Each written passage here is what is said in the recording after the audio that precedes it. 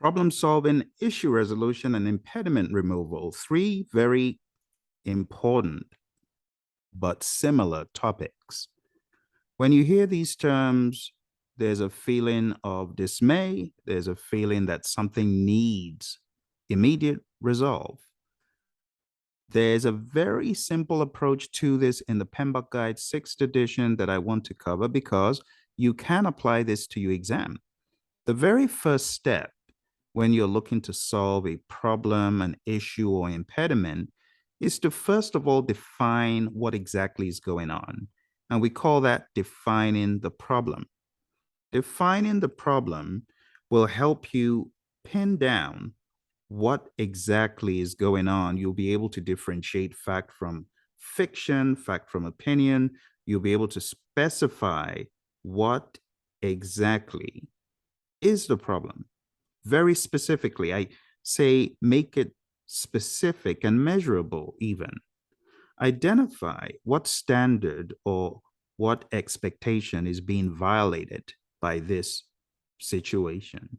Determine which step in a process the problem lies. One of the things you must do is get data. So avoid solving problems without data. And that takes us to the second step. And the second step is to identify the root cause. This is where you are specifying, with the help of data, underlying causes. This is where you are using an Ishikawa, for example, to source where this could have been from. Looking at the possible sources. Is it from people? Is it from machines? Is it from equipment? What exactly is the source of what is going on? When you have identified the root cause in a very concrete way, the next step is to begin to generate alternatives. Now, my advice is to first chill out from thinking about alternatives if you haven't done steps 1 and 2. Make sure steps 1 and 2 have been thoroughly done before moving on to step 3. Make sure you include all possible parties. You know, in the world of the PMI, when we're doing risk management, we often talk about inviting everyone, stakeholders, people who could give you ideas, people who could give you information. We typically invite all those folks to the generation of ideas.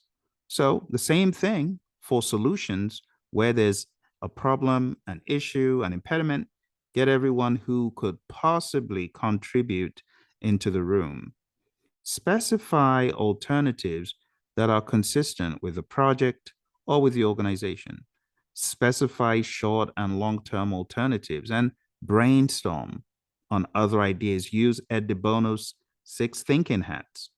Seek alternatives that truly may solve the problem.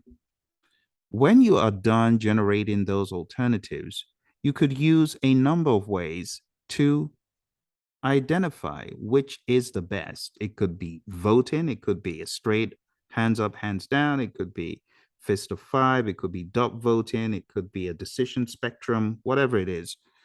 Whatever you do, you want to ensure that you truly evaluate as a team, evaluate the alternatives relative to a target standard, evaluate all alternatives without bias, evaluate alternatives relative to the established project outcomes, goals, and state the selected alternative explicitly. Make sure it is truly understood. Now, after you have chosen the best alternative through whatever means is most relevant and appropriate, move on to step 5 to implement those alternatives.